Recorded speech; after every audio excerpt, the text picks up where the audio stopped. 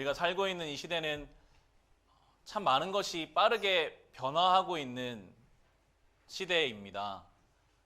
핸드폰만 봐도 정말 많이 달라져 가고 있더라고요. 요즘은 핸드폰으로 할 수 있는 게 참 많죠. 핸드폰으로 내비게이션도 하고, 핸드폰으로 저희는 친정은, 처갓집은 거제도에, 저희 집은 양평에 계시는데 한 주에 한 2번 정도는 영상 통화를 하는 것 같습니다. 얼굴을 보면서 대화할 수도 있고. 저는 신문물에 관심이 많아서 핸드폰으로 결제하는 게 생겼더라고요. 그래서 핸드폰만 있으면 카드를 등록해서 어디서든 결제할 수 있게, 지갑을 안 가져가도 되는 그런 시대를 우리는 살아가고 있고요. 방송도 많이 달라져서 MBC나 KBS처럼 공영방송이나 큰 방송국이 우리에 영향을 미치다가 이제는 1인 미디어, 1인 크리에이터, 요즘에 젊은 어린 친구들은 유튜브나 이런 것들을 통해서도 많은 영향을 받는 것을 봅니다. 아, 참 시대가 달라져 가는구나. 정말 빠르게 바뀌고 있구나 하는 것을 우리가 피부로 느낍니다. 우리는 이 변화에 적응해야 합니다. 빨리빨리 변하는 그 시대 속에서 어떻게 나는 잘 받아들이며 살아갈 것인가. 적응을 온전히 하려면 무엇보다 기준과 중심이 있어야 합니다. 변한다고 해서, 달라졌다고 해서 무조건 다 따라갈 수는 없고, 우리 나름대로의 기준과 중심을 붙잡고 그것을 가지고 변화에 적응해 가야 하겠습니다. 우리의 중심이 돼야 하는 것은, 성도로서 우리가 중심으로, 기준으로 삼아야 하는 것은 하나님의 말씀입니다. 그런데 이 하나님의 말씀은 우리가 오늘 묵상할 이 고린도 전서만 해도 무려 2000년 전에 쓰여졌습니다. 구약은 더 그 전에 3000년, 4000년 전에 쓰여진 이 말씀, 이 변화하는 시대 속에서 이 말씀을 우리가 어떻게 적용할 수 있을까? 특별히 오늘 우리가 함께 볼 이 고린도전서 11장 말씀은 더욱더 지금 현실과는 많이 떨어져 있는 이야기를 하고 있어서 이 말씀을 통해서 우리의 삶에 어떻게 적용해 볼 수 있을까 하는 것은 우리의 성경을 보는 눈에도 큰 필요가 있는 그러한 시간이 될 것입니다. 오늘 이 11장 전체를, 앞부분을 좀 보려고 하는데요. 11장 2절, 이제 11장이 시작하는 2절 위에 소제목을 보시면 소제목이 이렇게 붙어 있어요. 여자가 머리에 쓰는 너울이라는 소제목이 붙어 있습니다. 2000년 전 이 고린도라는 도시, 그리고 그 지역, 그리스 문화권에 있는 지역에서는 모든 여성들이 머리에 수건 같은 것, 너울 같은 것을 쓰고 다녔습니다. 칼룸마라고 하는 머리를 가리는 수건을 쓰고 다녔는데요.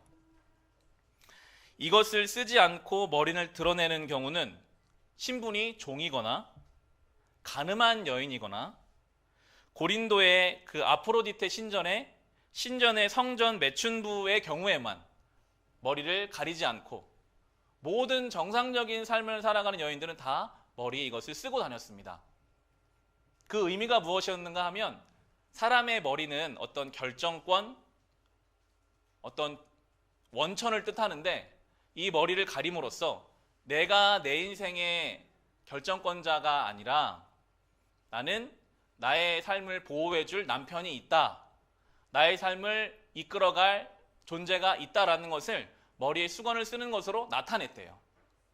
그 당시에는 남성에게 의존해 살아갈 수밖에 없는 시대였기 때문에 그렇게 머리를 가림으로써 내가 정숙하게, 온전하게, 정상적인 삶을 살아가는 여자임을 밝히는 수단이었습니다.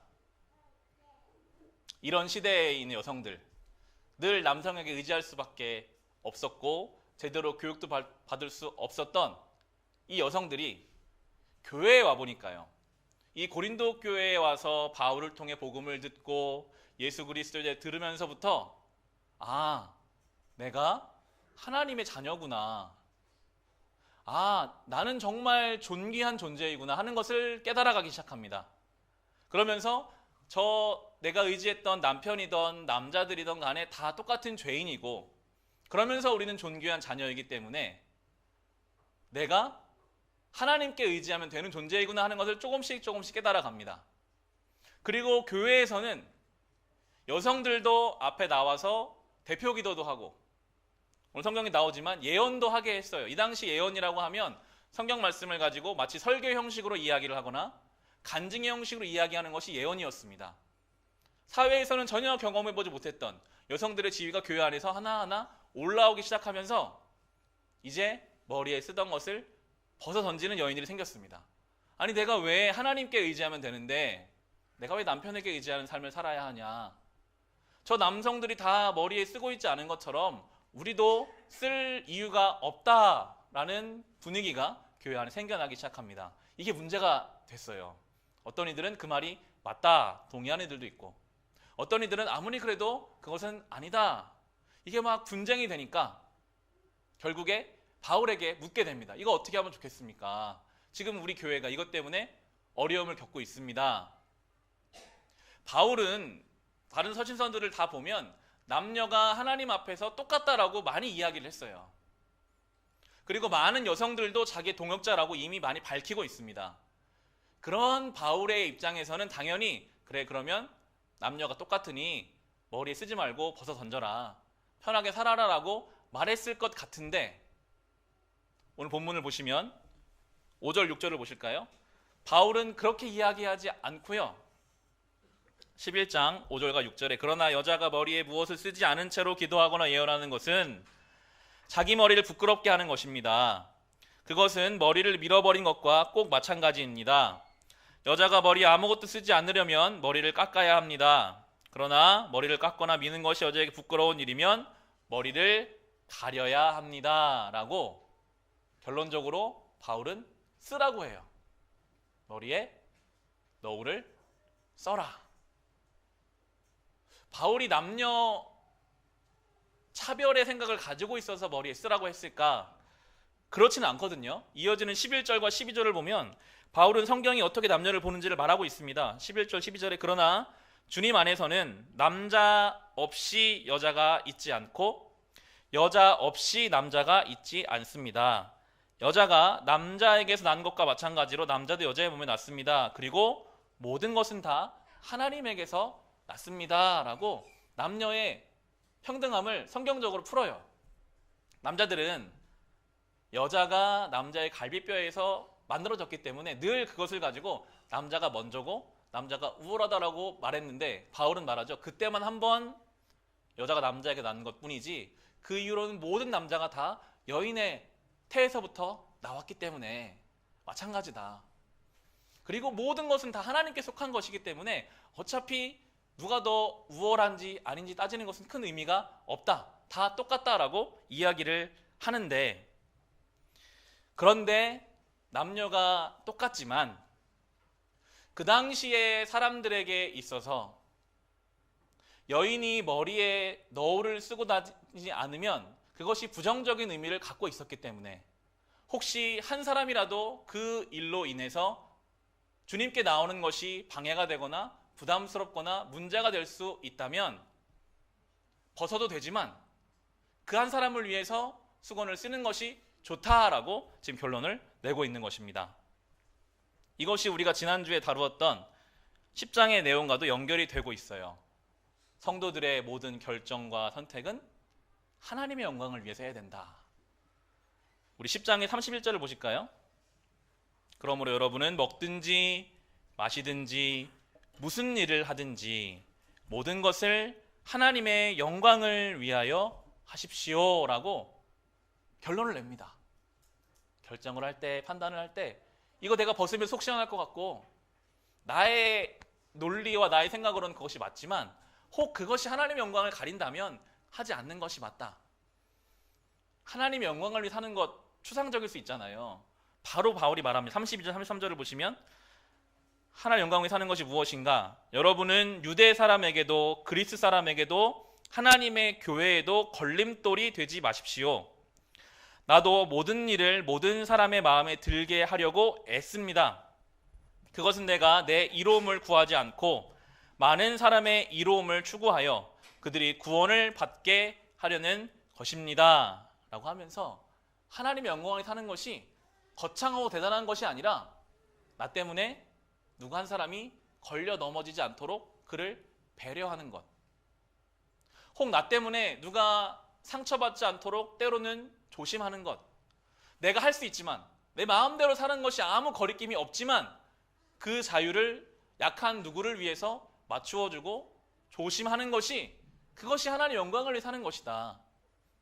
그것을 통해서 누군가가 주님께로 돌아올 수 있게 하는, 그렇게 살아가는 것이 신앙이다라고 고린도 교회를 향해서 이야기합니다. 여인들이 마음대로 이거 벗을 수 있거든요. 그런데 그 당시에 이 기독교를 바라보는 시선이 곱지 않았습니다. 기독교는 신흥 종교예요. 그때로 보면 원래 유대인들은 회당에 모였습니다. 지금으로 말하면 교회죠. 시나고그라고 하는 회당에 모여서 예배를 드렸어요. 그런데 이 예수를 믿는 기독교는 회당을 나와서 개인 집에 모여서 예배를 드리기 시작했어요. 회당에 가면요, 항상 남자와 여자의 분리됨이 있었습니다. 남자들이 앞에서 예배드리고 여자들은 뒤에서 구별된 자리에서 예배를 드렸거든요. 그런데 이 기독교라는 종교는 같이 모여서 예배를 드려요. 그 당시 남녀가 같은 공간에 같이 있는 것이 일반적이지 않았는데, 그런데 거기를 들어가는 여인들이 이 수건을 벗고 들어가면 그때부터 사람들의 구설수에 오르기 시작합니다. 저거 봐라. 아프로디테 저 신전에 있는 여성 매춘부들과 똑같은 일들이 아마 저 교회 안에서 일어나고 있나 보다. 사람들이 그것을 불편한 눈으로 볼 수 있었습니다. 그리고 처음 기독교 안에 들어온 초신자들의 경우에도 마음에 교회 안에 있는 여인들이 그렇게 쓰지 않고 다니는 것을 보면 마음의 어려움들을 느낄 수 있었기 때문에 바울은 그들을 위해서라도, 아닌 것이 알지만, 동등한 것을 알지만, 벗어도 되지만 그들을 위해서 그렇게 하지 말라라고 부탁하고 있는 것입니다. 이 고린도전서는 계속 이것을 이어가요. 이러한 논조를 계속 이어가고 있습니다. 복음의 자유를 얻은 우리가 할 일은 아직 참 자유를 누리지 못하고 연약한 이들을 위해서 맞춰주는 것, 그들을 배려해 주는 것, 기다려주는 것, 그렇게 함으로써 복음을 확장해 나가는 것이, 그것이 우리가 성도로서 해야 할 일이다라고 이야기합니다. 이 고린도전서 11장은 앞부분은 우리가 오늘 다루는 이 여성이 너울을 쓰는 문제, 뒷부분은 성찬의 문제예요. 이 두 가지가 고린도 교회 안에서 계속 논쟁이 됐었어요. 그런데 사실 이것은 복음의 본질에서는 조금 벗어난 이야기거든요.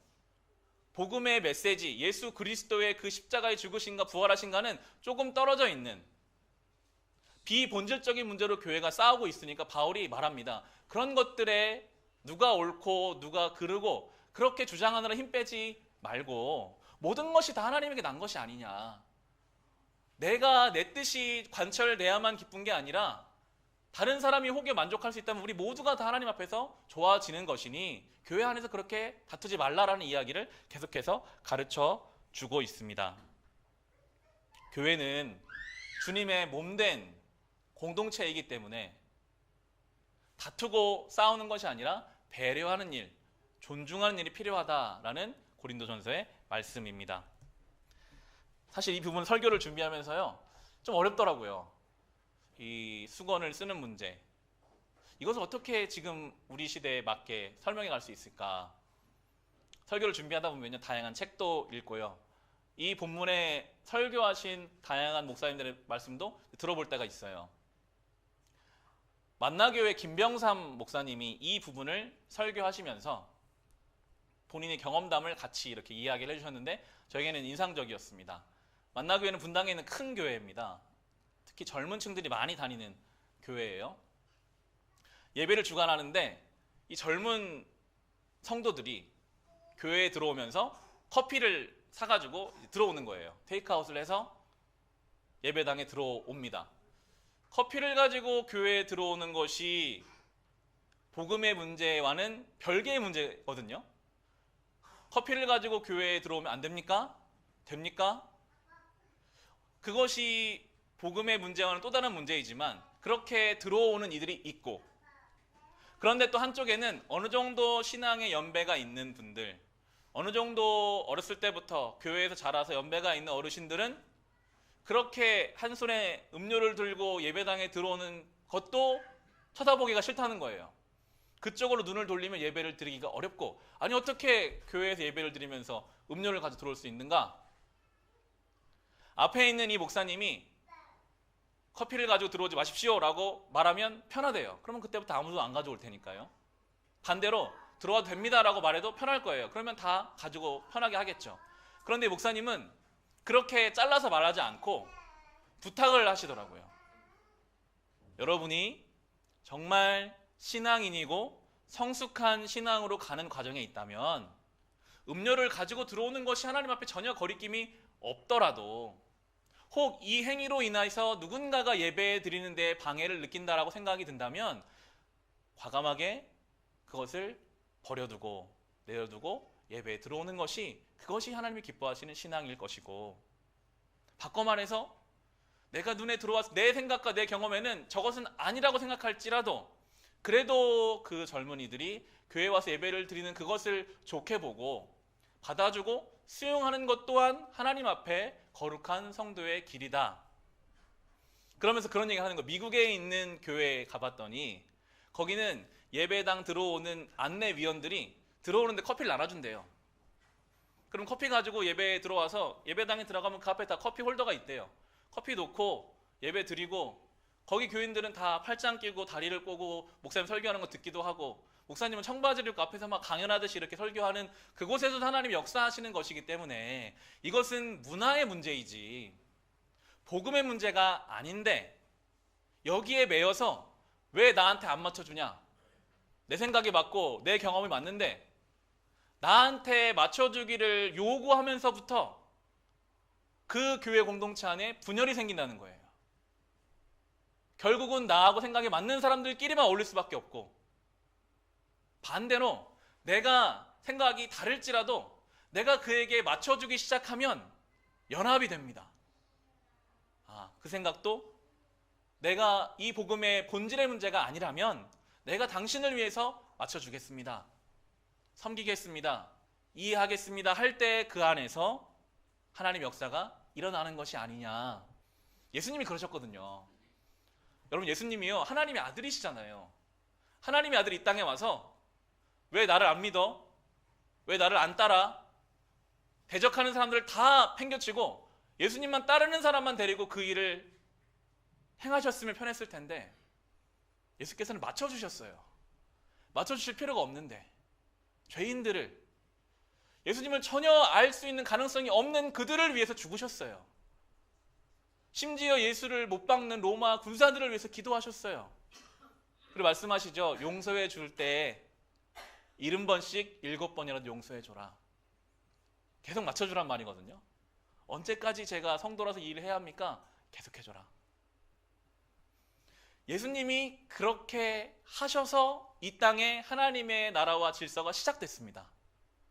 복음은 그렇게 이 땅에 역사하기 시작했습니다. 나에게 맞춰 끌어당기고 나를 주장하고 나를 관철시켜서 하나님의 나라가 이 땅에 이루어진 게 아니라요, 전혀 맞추실 필요가 없는 하나님의 아들이 죄인들에게 맞춰주시고 그들을 위해서 모든 것을 내어주심으로써 하나님의 나라가 이 땅에 이루어진 것처럼 오늘 고린도 교회를 향해서 말하고 있는 것이죠. 그것이 신앙이다. 이것을 벗어 던지는 것이, 수건을 벗어 던지는 것이 편할지라도 내가 예수를 닮고 예수의 십자가를 생각하며 그렇게 맞춰주며 사는 것, 그것이 신앙이라고 성경은 우리에게 말해줍니다. 이 성경의 가르침을 우리는 우리의 삶으로 가져가서 적용해야 합니다. 이 성경의 말씀이요, 적용할 수 있는 것이 너무나 많더라고요. 우리는 하나님이 혼자 살게 안 두셨잖아요. 누군가와 함께 이 인생을 걸어가게 하셨습니다. 가정이 있으시다면 배우자가 있을 수 있겠죠. 사랑해서 결혼했는데 너무 달라요. 같이 살아야 하는데 많이 다릅니다. 심지어 같은 어머니 뱃속에서 나온 형제라고 할지라도 다르잖아요. 내 배우자, 내 형제와도 다를진데 당연히 교회에서 만나는 사람들이 나랑 다르고 직장에서 일상에서 만나는 사람들랑 같을 수가 없어요. 그러다 보면 마음에 섭섭하기도 하고요. 그 사람들과 함께 살아가는 과정 속에서 마음에 왜 내 생각과 다르지? 그런 마음이 들 수 있습니다. 그런데 오늘 성경은 그때에 내가 내 생각을 관철할 수 있으나 복음의 넉넉함과 여유를 가지고 내가 그에게 맞추고 그를 이해하고 그를 사랑하는 방식으로 그렇게 복음을 확장해 나아가라. 예수 믿는 사람이 어떻게 사는지를 보여라 라고 우리에게 말하고 계신 것입니다. 쉽지 않은 일이죠. 그래서 예배가 필요한 것 같아요. 우리는 그럴 만한 선의도 부족하고 그럴 만한 사랑도 부족하나 예배에 와서 주님, 내가 그 길을 살게 해주십시오. 우리 안에 은혜가 충만하게 쌓일 때 그 일이 우리의 가정에서, 우리 일상에서 일어나게 될 것입니다. 이 시대에 우리 교회는 세상의 손가락질을 받는 시대를 우리는 살고 있습니다. PD수첩에 나온 명성교회 이야기를 TV를 통해서 봤습니다. 그런데 사람들이 손가락질 하는 것은 복음의 본질은 아니에요. 어느 누구도요, 예수님을 욕하는 사람은 없어요. 어느 누구도 이 성경 말씀 그 자체를 비판하는 사람은 없습니다. 교회를 비판해요. 성도의 삶을 손가락질합니다. 세상의 상식보다도 더 그것에 못 미치는, 아니 어떻게 저게 종교야? 아니 어떻게 저렇게 독선적이고 저렇게 자기밖에 모르면서 신앙인이라 할 수 있어? 그 부분을 비판하는 것이거든요. 우리가 예수를 믿는다고 하면서도 전혀 누군가를 배려할 마음의 준비가 안 돼 있다면, 예수를 믿는다고 하면서도 오로지 나만 오라, 그러니 넌 나에게 맞춰야 돼, 진리의 문제가 아닌 것에 있어서도 그렇게 늘 독선적인 마음을 우리 안에 있다면 우리의 신앙을 돌아봐야 할 것입니다. 성경 말씀은 굉장히 구체적이거든요. 이 말씀을 준비하면서 우리의 삶에 적용할 수 있는 적용점들은 무엇이 있을까? 저에게 주신 은혜가 있었다면 로마서 말씀이었습니다. 로마서 12장을 한번 볼까요? 로마서 12장 9절부터 18절의 말씀입니다. 우리 성경 242페이지에 있습니다. 로마서 12장 9절부터 18절의 말씀. 제가 한번 읽겠습니다. 한번 같이 눈으로 보시면 되겠습니다. 제가 읽을게요. 사랑에는 거짓이 없어야 합니다. 악한 것을 미워하고 선한 것을 굳게 잡으십시오. 형제의 사랑으로 서로 다정하게 대하며 존경하기를 서로 먼저 하십시오.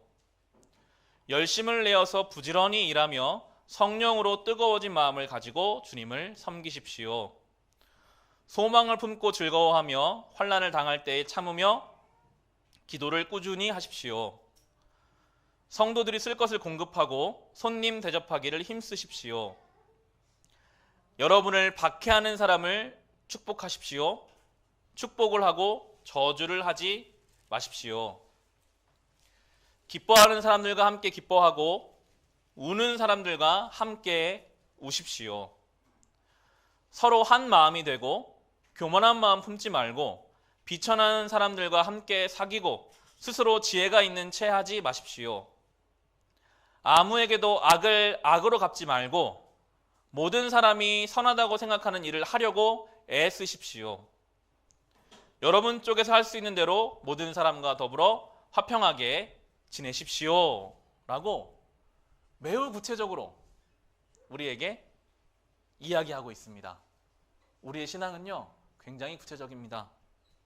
이 말씀을 최소한 이번 주 한 주라도 한번 매일매일 묵상하시면서 한 가지라도 한번 실천해 보면 좋을 것 같습니다. 이 가운데 내가 한 가지라도 내가 잡아서 내가 내 삶에서 이걸 한번 이루어 봐야지.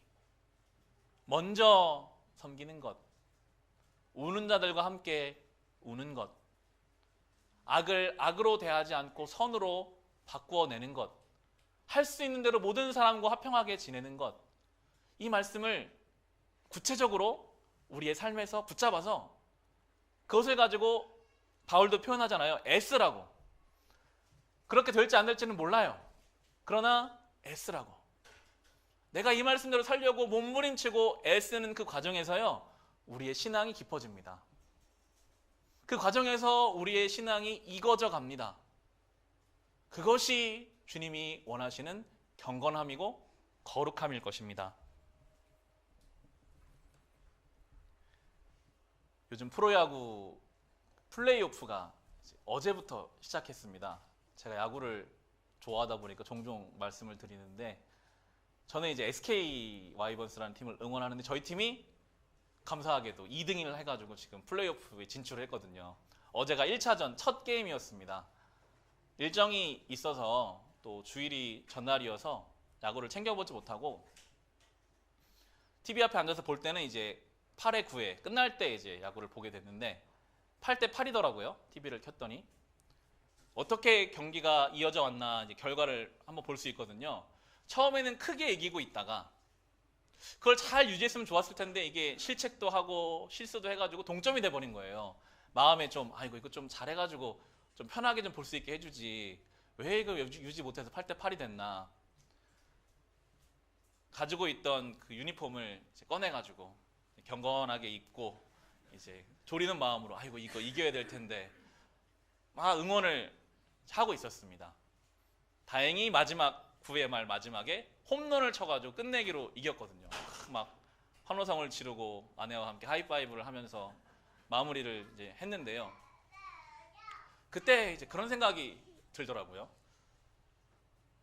하나님이 나를 좀 이런 마음으로 혹시 보고 계시지는 않을까. 저는 정말 그 선수들이 혹시 실수할까봐 졸이는 마음으로 봤거든요. 하나님 나를 그렇게 보시겠구나. 정말 이 말씀대로 이 땅에서 그렇게 잘 좀 살아가면 참 좋을 텐데 맨날 넘어지고 실패해서 점수를 빼앗기고 악한 것들에게 지고 자꾸만 무너지고 그때마다 같이 안타까워하시고, 어떻게든 좀 이것을 그 말씀대로 살아서 오늘 나오는 것처럼 예수의 마음을 가지고 나와는 너무 다르지만 내가 그를 위해 맞춰주기 위해서 애쓰고 몸부림칠 때 하나님이 잘한다, 그래 잘하고 있다, 그거다 라고 기뻐하실 수 있겠구나. 나를 통해서 나의 이 연약하지만 주님을 위해 사는 그 애쓰는 삶을 통해서 한 사람이라도 주님께로 돌아오는 그때에 하나님이 얼마나 기뻐하실까. 우리는요 마치 운동장에 서 있는 운동선수와 같습니다. 하나님이 우리를 보세요.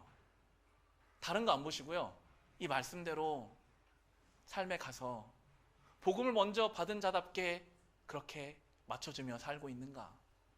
나의 삶을 통해 누군가가 주님께로 오는 통로가 되어야지 오히려 누군가 오는 것을 막는 방해 역할은 하고 있지는 않은가.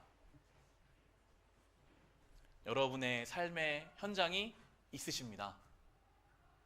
여러분이 매일 만나는 여러분의 가족, 내일부터 시작할 여러분의 일상, 여러분이 부모시라면 여러분의 자녀의 양육, 수많은 그곳 그 자리에서 때로는 보기 싫은 사람도 있고 상종하기 싫은 사람도 있을 수 있으나 오늘 이 말씀을 내가 품어서 그래, 주님도 나를 맞춰주셨는데, 주님 나를 사랑하셨는데 나도 그를 위하여 맞추어주고 사랑하고 덮어주고 용서하면서 그렇게 이 복음의 역사를 우리가 이뤄 나가야 하겠습니다. 예배 마치고 함께 부를 찬송이 있는데 그 후렴에 내 모든 승리로 주님께 영광을 이라는 가사가 있어요. 저는 이게 너무 마음에 와 닿아서 저에게 전화를 걸어보시면 이 노래가 나오거든요. 나의 승리가 하나님께 영광이 되는 것이 주님이 기뻐하시는 신앙인 것 같아요. 내 영광을 위해서 내가 열심히 해서 나를 드러내는 것이 주님 기뻐하시는 삶이 아니라 내가 승리하는 그 승리가 하나님께 영광이 되는 삶, 내가 이 순종하는 삶이 하나님께 기쁨이 되는 그 삶이 거룩한 삶이라고 오늘 우리에게 말씀하십니다. 이 한 절 살아가실 때 모든 것이 다 하나님께로 나온 것이니 꼭 내가 인정받지 않아도 당신이 인정받으면 우리가 다 하나님의 사람이 된다라는 넉넉한 마음을 가지고 하나님 기뻐하시는 삶을, 거룩한 삶을 살아갈 수 있으시기를 주님의 이름으로 축원합니다.